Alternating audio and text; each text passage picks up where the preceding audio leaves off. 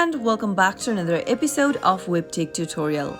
In today's video, I'm going to show you how to delete your Zedge account on a mobile device. Watch the video till the end and don't forget to subscribe to our channel by hitting that subscribe button.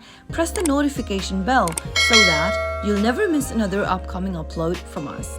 If you want to delete your Zedge account with your Zedge application, then first open up your Zedge app and make sure that you're logged in as well. Now tap the settings button at the bottom right and tap on your name at the top of the screen. Tap on the manage account tab and it'll take you to a website, account.zedge.net.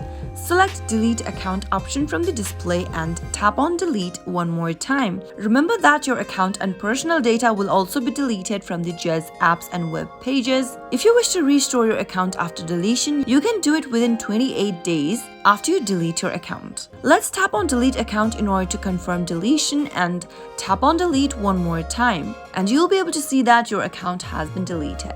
It's pretty simple, isn't it? Now, if you ever want to get back to your Zedge account, you'll need to create a new account, or if you log in within 28 days, you'll be able to restore your account back again. I hope the tutorial was helpful to you. If it was, go ahead and give us a thumbs up.